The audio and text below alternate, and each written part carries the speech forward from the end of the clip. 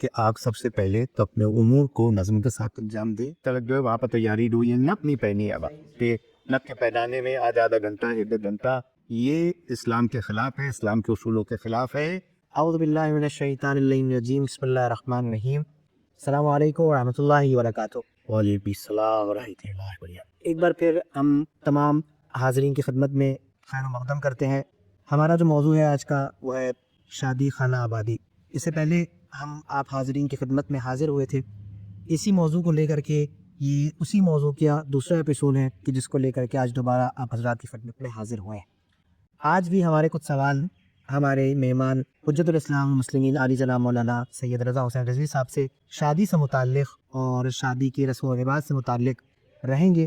اور انشاءاللہ امید یہ ہے کہ وہ چیزیں کہ جو ہمارے معاشرے میں غیر رسمی ہیں یا غیر شرعی ہیں ان کے بارے میں ڈسکس کیا جائے, ان کے بارے میں بات کی جائے اور لوگوں تک اس پیغام کو پہنچایا جائے کہ ایک دینی اور مذہبی ازدواج کیسی ہوتی ہے اور کس طرح سے کرنی چاہیے. السلام علیکم ورحمۃ اللہ وبرکاتہ. وعلیکم السلام ورحمۃ اللہ وبرکاتہ.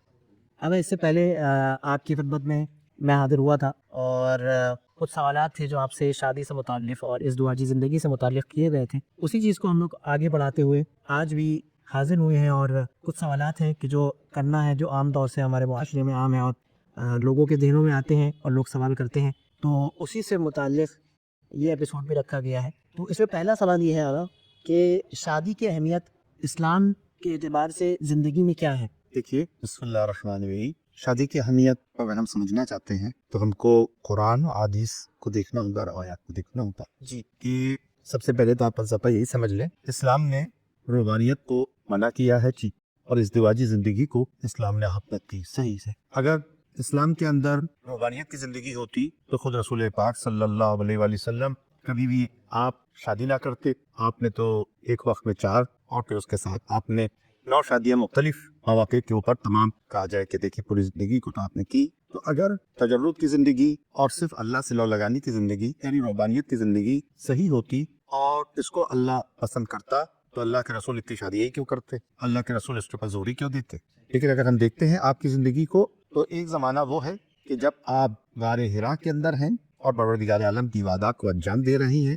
آپ کی زندگی کا ایک وہ حصہ ہے اور پھر اس کے بعد تبلیغی حصہ ہے اور پھر ازدواجی حصہ ہے. تو ہم دیکھنے کے بعد اس نتیجے کے اوپر پہنچتے ہیں کہ اسلام نے روحانیت کو نکارا ہے اور ازدواجی زندگی کو کہ جس کے اندر مسائل ہیں, جس کے اندر پرابلمس ہے, کہ ہم صرف تسبیح لے کر پہاڑوں کے اوپر بیٹھ جائیں جا کر اور ہم صرف جا کر وہاں پر اوپر والے کی عبادت کرنے لگے جا کر, تو یہ کوئی کمال کی بات نہیں. کیونکہ ہم اکیلے ہیں, تنہا ہے, وہاں کی ویسی فضا ہے, وہاں کی ویسی ہوا ہے, گھر کے اندر بچوں کے ساتھ بچوں کو لیے ہوئے ہم وہاں کے اوپر بھی ہیں, ازدواجی زندگی میں بھی ہیں, اپنے امور گھر کے بھی انجام دے رہے. اور پھر جب مؤذن اللہ اکبر کہہ رہا ہے تو تمام چیزوں کو ترک کر کے ہم اللہ اکبر کی صدا کے آگے, اذان کے آگے, اللہ کے آگے سرو سجود بھی ہو رہے ہیں. تو یہ کمال کی زندگی ہے جس کے اندر پرابلمس ہے. آج دنیا کے اندر یہ ضرورت ہے, گھر کے اندر یہ ضرورت ہے, بچے کو آپ لیے جا رہے ہیں, بچہ جو ہے وہاں کے اوپر پیشاب کر دیا. تو ان مسائل کے ساتھ اپنے کو بچاتے ہوئے, اپنے کو یہاں کے اوپر بیلنس کے ساتھ اپنے کو اپنی زندگی کو ایسے نبھانا کہ اللہ سے بھی رابطہ پورا رہے, اٹوٹ رابطہ اللہ سے بھی رہے اور اس کے لوگوں گھر سے بھی رابطہ رہے اور دنیاوی زندگی بھی رہے. اس کے درمیان جو بیلنس بنا لیتا ہے جی, اس کے درمیان جو پروردگار عالم کو راضی کر لیتا ہے, یہ عبادت قابل قبول ہے. یہ عبادت جو ہے پروردگار, اسی لیے کہا گیا ہے ازدواجی زندگی کے کہ جس نے کہا جائے ایک شادی مطلب شادی کی جس نے, اس نے نصف دین کو بچا دیا اور نصف دین کی طرف اس کو تو وہ اپنی اور کوشش کرنا چاہیے. تو یہاں کے اوپر جو ہے ہمارا آپ کا جو سوال ہے بہت اچھا سوال ہے کہ یہاں کے اوپر جو ہماری زندگی ہے اسلام نے اسی لیے قرآن میں کہا ہے ون قول ایام منکم والصالحین من عبادکم وایمائکم ان یکونوا فقراء یغنیہم اللہ من فضلہ واللہ واسع علیم. صحیح ہے, بہت سے شدت آپ نے دیکھیے زور دیا ہے کسی کے اپنے تم کنیزوں کا اور اپنے لونڈیوں کی شادی کرو اور یہاں کے اوپر جو ہے جو ہے ان کو جو بغیر شادی شدہ ان کی شادی کرو. اسلام میں یہاں کے اوپر اگر تم فقیر بھی ہوگے تو اللہ تمہیں مستطیع کر دے گا اور تمہیں اتنا بنا تمہیں اتنے دولت عطا کرے گا کہ تم اس کا تصور بھی, واللہ واسع علیم, پروردگار عالم تمام چیزوں کا علم بھی رکھتا ہے. بہت اچھی بات آپ نے کہی. اور اسی سے متعلق ایک چیز میں اور آپ سے پوچھنا چاہوں گا اور سوال کرنا چاہوں گا کہ جیسے بتایا کہ بھئی اللہ کے اوپر اعتماد کر کے, اللہ کے وعدے کے اوپر بھروسہ کر کے انسان اقدام کرے, شادی کرے, صحیح, اور شادی کرے, اسلامی طریقے سے. اب یہاں پر ایک چیز جو عام طور سے لوگ پوچھتے ہیں، مثال کے طور پر نیک نیت اور تقوی کی کیا حیثیت ہے شادی میں؟ دیکھیے تقوی کی ضرورت خالی شادی ہی میں نہیں ہے جی بلکہ انسان کی تمام زندگی میں تمام مراحل میں تقوی کی ضرورت ہے. تقوی یعنی خوف الہی، تقوی یعنی پرہیزگاری، تقوی یعنی انسان کی زندگی کے اندر بیلنس، تقوی یعنی اعتدال، تقوی یعنی واجبات کی ادائیگی، شمار سے دوری. یہ اس کی تعریف ہے تقوی کی کہ جو مختلف جگہ کے اوپر تقوی کو آپ دیکھ سکتے ہیں. تقوی کے آثار زندگی کے ہر پہلو کے اندر دکھائی دینا چاہیے. چاہے وہ نماز ہو وہاں پر بھی تقوی کی ضرورت ہے، اور چاہے وہ ازدواج ہو وہاں بھی تقوی کی ضرورت ہے. اگر تقوی نہیں ہوگا تو لڑکے کے اندر پرہیزگاری نہیں ہوگی تو لڑکا کس صورت سے اپنی زندگی میں بیلنس بنائے گا. اور اگر تقوی نہیں ہوگا تو وہ لڑکی جو شادی ہو کر آ رہی ہے وہ کس صورت سے یہ سمجھے گی کہ کیا چیز ہمارے لیے حلال ہے، کیا چیز ہمارے لیے حرام ہے، شوہر کی اطاعت کیسے کرنا چاہیے، اس کے گھر والوں سے کیسے رہنا چاہیے. اگر اس کے اندر پرہیزگاری ہے، خوف الہی ہے، اور فاطمہ زہرا کی سلام اللہ علیہ کی زندگی اس کے پیش نظر ہے اور لڑکے کے پیش نظر مولا کائنات کی زندگی ہے، تو یہ زندگی جب دونوں زندگیاں ملیں گی ساتھ میں شریک حیات کے ساتھ تو ایک ایسی زندگی وجود کے اندر آئے گی کہ جس کے اندر خضوع فاطمہ بھی ہوگی اور علوی زندگی کا ملات بھی. بہت اچھی بات کہی آپ نے، اور یہ ضروری بھی ہے کہ ازدواجی زندگی میں کہ تقویٰ ہونا بہت ضروری ہے، خوف الہی ہونا بہت ضروری ہے. اچھا ایک چیز جو عام طور سے پوچھی جاتی ہے اور لوگ سوال یہ کرتے ہیں کہ شادی میں کیا فقط لڑکی اور لڑکے کی رضا اہم ہے یا ان کے والدین کی، لڑکے کے والدین کی اور لڑکی کے والدین کی رضا بھی اہمیت رکھتی ہے اور ضروری ہے؟ دیکھیے ولی کی اجازت لڑکی کے لیے اگر لڑکی ورجن ہے اور باکرہ ہے تو واجب ہے، اس سے ضروری ہے. یہ شرط لازمی قرار دی ہے ہمارے تمام فقہا نے، اکثر فقہا نے آتت قرار دی ہے. لہٰذا لڑکی کا باکرہ ہونا اگر باکرہ ہے تو اس کے ولی کی اجازت ضروری ہے. اور لڑکا اگر وہاں کے اوپر پہنچ گیا ہے قاصر بلوغ جیسے میں نے عرض کیا، اور اگر وہاں پر پہنچ چکا ہے تو اس کے لیے یہاں کے اوپر شرط یہ لازمی قرار. یہی لڑکا آزاد ہے اپنی مرضی سے کرنا، اس کے بہتر ہے کہ اچھا نہیں ہے یہ اخلاقیات سے ایسے یہ بات گرا ہوا ہے کہ باپ کو اجازت نہ لے. جی پوچھا یہ سوال تو یہ ہے، لیکن بہتر یہ ہے کہ والدین نے پالا ہے، والدین نے پڑھا کیا ہے، آپ کی رضا ہوں. والدین کی رضا ہے تو اس کے اندر اور نور علی نور ہے، اس کی اجازت بھی اخلاقی لحاظ سے ضروری ہے لڑکے کے لیے. قبلہ یہاں پہ بہت اچھی بات آپ نے کہی کہ رضامندی سے اگر جو چیز ہوتی ہے اس میں خدا بھی کامیابی عنایت کرتا ہے، اور خاص طور سے والدین کی رضامندی تو بہت ہی ضروری ہے. اچھا اب سوال جو ہوتا ہے وہ مہر سے متعلق سوال ہوتا ہے کہ مہر میں عام طور سے جب نکاح ہو رہا ہوتا ہے اور مہر لکھا جا رہا ہوتا ہے تو وہاں پہ لڑکی والے ہیں ان کبھی کبھی کہتے ہیں کہ ہم تو ایک کہا جائے موٹی رقم چاہتے ہیں مہر میں، اور لڑکا اپنی حیثیت نہیں رکھتا کہ وہ اس کو ادا کر پائے، تو لڑکے والے کہتے ہیں کہ بھائی ہم تو نہیں ادا کر سکتے. تو یہاں پہ صورتحال اصل میں ہونی کیا چاہیے؟ یہ دیکھیے مہر جو ہے در حقیقت اگر کہا جائے یہ مہر دیکھیے شادی کے اندر یہ واجبی ایک رکن ہے مہر کا اناس. اب رہ گئی یہ کم و زیادتی کی بات، تو کم و زیادتی کی بات یہ ہے کہ اگر ہم اپنے معاشرے کو دیکھتے ہیں تو مہر کا در حقیقت یہ ہے کہ ہم دیکھیے دیکھنے کے بعد مولا علی سے رسول اللہ تمہارے پاس کیا ہے اس کے لیے، تو نہیں کہا ہمارے پاس ایک زرہ ہے، ہمارے پاس ایک تلوار ہے، ہمارے پاس گھوڑا ہے. تو آپ ارشاد فرمایا گھوڑا تمہیں میدان میں لے جانے کے لیے ضروری ہے، میدان جہاد میں، اور زرہ تمہیں ضرورت نہیں ہے رہی ہے، اور تلوار تمہارے لیے ضروری ہے، لیکن یہ زرہ تمہارے لیے ضروری، اس کو فروغ کرو، سنگا فروغ کرنے کے بعد اس کا انتظام کرو. مولا علی نے اس کو فروغ کر کے آپ نے جہیز کا انتظام کیا، اور آپ دیکھیں اس کو فروغ کرنے کے بعد پہلے آپ نے دے دیا رسول اللہ کہ جس سے اس کا انتظام ہو سکے. صحیح ہے، جہیز کا اور مہر کا اس کا پہلے انتظام ہو سکے. تو در حقیقت یہ ہے کہ اس کا کنسپٹ یہ ہے اسلام کے اندر جتنا لڑکا صحیح ہے استطاعت رکھتا ہے جی اور جتنا دینے کی نیت رکھتا ہے کہ جائے ابھی دے تو بہتر ہے، صحیح نقد فوراً دے دے تو بہتر ہے. تو بہتر یہ ہے کہ جو مہر رکھا جائے لڑکے کی استطاعت اور دونوں کی رضامندی سے رکھا جائے. صحیح ہے، یہ اس کا حق ہے، لڑکی کا حق ہے کہ جو لڑکی کو دیا جاتا ہے. تو لہٰذا یہاں کیوں پائے سب سے ہم نے روایات پہ جو یہی پڑھا یہی دیکھا کہ سب سے اچھی عورت وہ ہے کہ جس کا مہر سب سے کم. صحیح ہے، کم ہو. کم تو مراد یہ کہ حسب ضرورت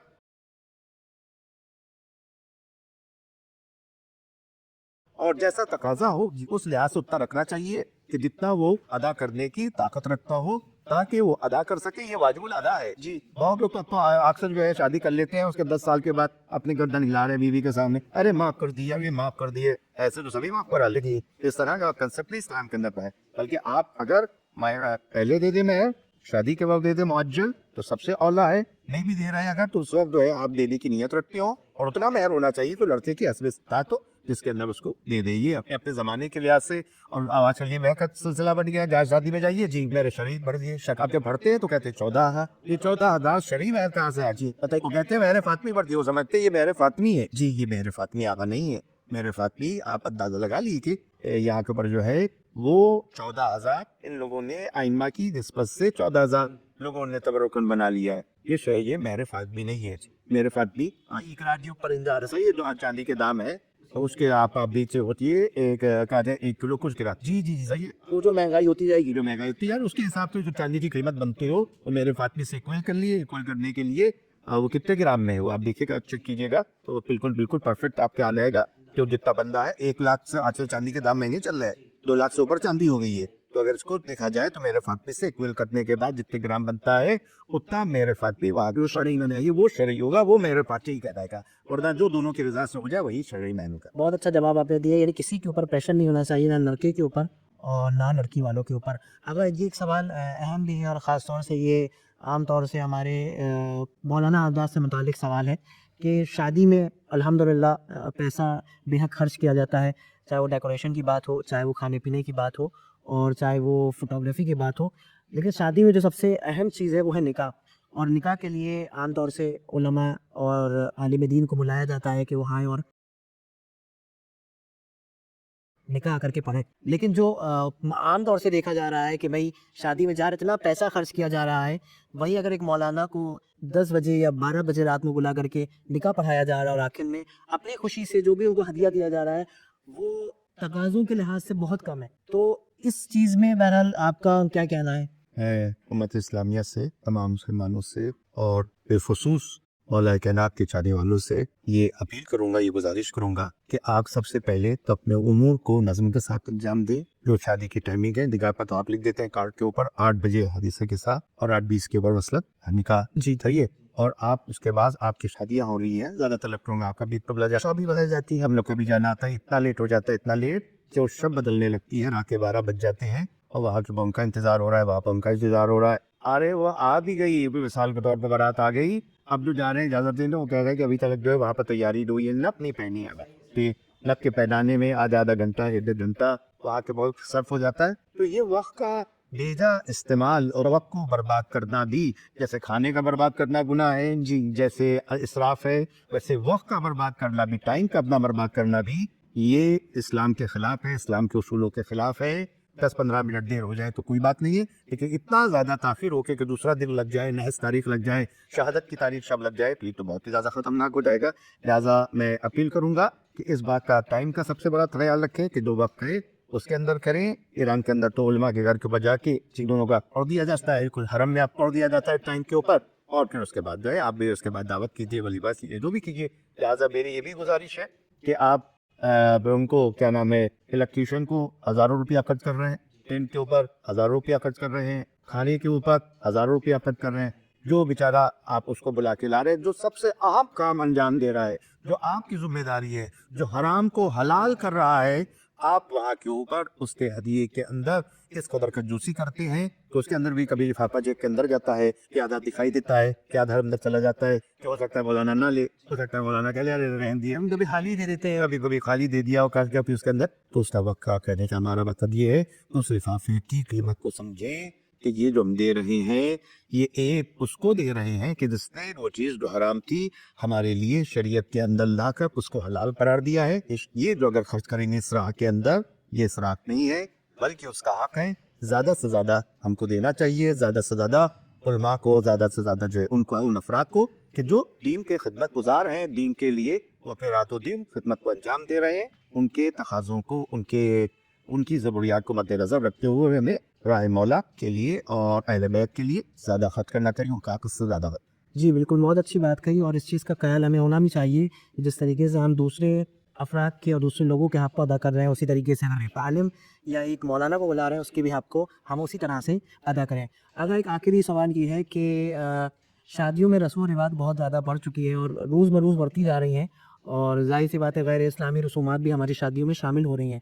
تو یہ کس حد تک یعنی اس کو جگہ دینی چاہیے اور کس حد تک اس کو روکنا چاہیے؟ دیکھیے آپ کو بہتر جانتے ہیں اور پہلے خواجہ اہل دین اور جو دین کے پابند ہیں وہ بھی سب جانتے ہیں کہ شادی بہت سمپل ہے، بہت ہی آسان طریقہ ہے.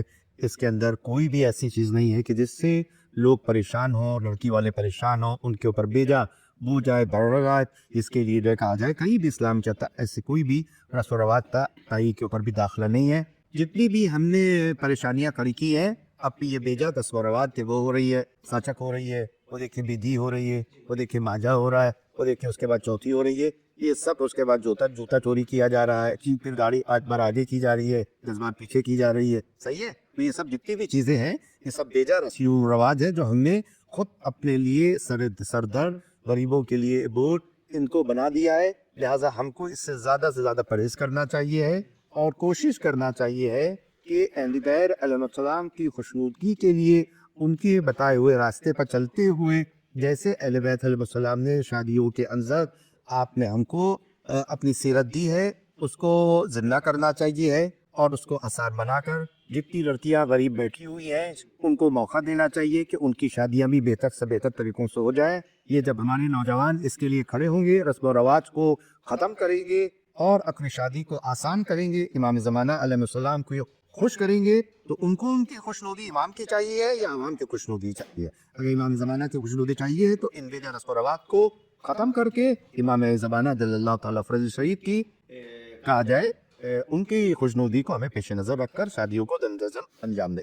جی بہت اچھا آپ نے جواب دیا قبلہ، اور واقعاً اس کی ضرورت بھی ہے کہ معاشرے میں جو غیر شرعی چیزیں ہیں ان کو شادی اور نکاح سے ہٹایا جائے. بس آخر میں ایک سوال ہے کہ اب اس شادی میں، اس ازدواجی زندگی میں دعا اور برکت کی کیا حیثیت ہے؟ دیکھیے، اگر آپ اسلام کا کوئی بھی عمل دیجیے تو وہ یا تو دعا کے ساتھ ہے اور یا پروردگار عالم دعا اور برکت تو باہر ہے، اس کے بعد اپنے آپ آتی ہے.